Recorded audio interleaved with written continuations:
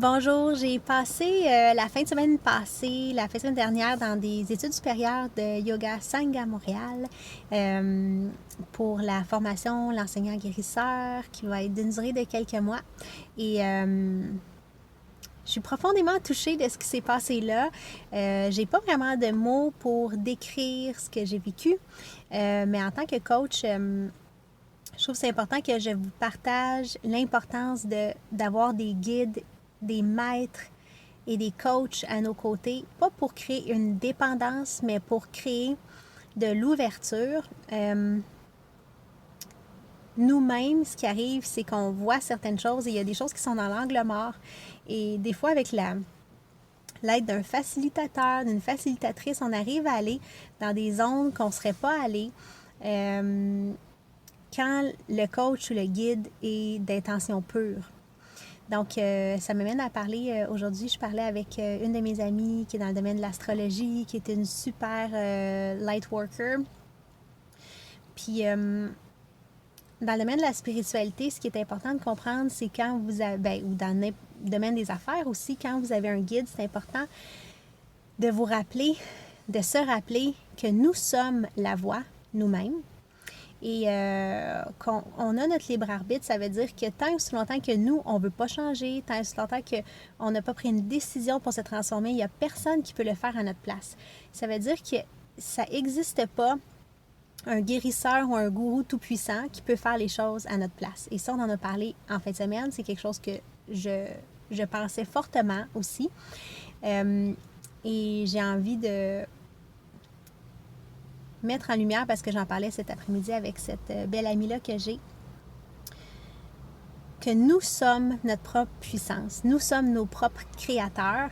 Et donc, vous allez voir dans certains partages que je fais, je dis pas que je suis un healer ou quelque chose comme ça. Je dis que je suis coach en self-healing ou en puissance intérieure, parce que je pense vraiment que c'est nous-mêmes qui connaissons la voie pour soi. C'est juste que parfois, on a un masque devant, on a un voile devant et on a besoin de quelqu'un qui nous aide à nous poser les bonnes questions, nous mettre dans le bon environnement, dans la bonne ambiance, dans le bon contexte pour que, de façon intentionnelle et de façon consentante, on enlève les voiles et qu'on vive de plus en plus connecté avec qui on est et qu'on ait de plus en plus accès à notre guidance intérieure ou notre guidance divine ou notre plus haute intelligence possible.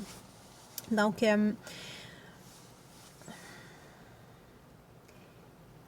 il faut avoir des guides, il faut avoir des coachs. Pourquoi? Pour nous aider à créer ces grands passages-là, mais des guides de confiance, pas des gens qui veulent vous contrôler, vous amener dans une voie précise ou qui se pensent tout puissants en disant qu'ils ont des dons particuliers. Sachez qu'il n'y a pas de dons. Il n'y a pas de dons en ce monde. Tout le monde a des facultés, tout le monde a des facultés et tout le monde a le potentiel. C'est juste que certains ont eu à développer l'accessibilité ou à ouvrir l'accès à ces facultés-là plus rapidement que d'autres ou en un temps donné pour plein de raisons. Donc, tout est accessible en soi. Tout est accessible en soi. Puis des fois, ça prend un guide pour nous montrer le chemin pour arriver à soi. Donc, pas un guide pour faire le travail à notre place, pas un guide pour nous guérir, pas un guide pour nous montrer la seule issue, mais un guide pour nous montrer, nous montrer son expérience, qu'est-ce que lui a vécu, mais aussi nous aider à nous poser les bonnes questions pour être en mesure d'entrer en soi et de créer un chemin authentique pour soi, vers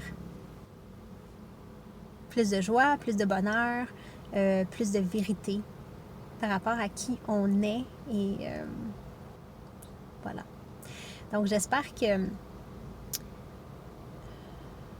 j'ai été claire dans ce message qui dit ayez des gens autour de vous qui vous aident, qui vous guident, qui croient en vous, qui vous propulsent, mais ne perdez pas votre pouvoir. Ne laissez pas votre pouvoir aux autres.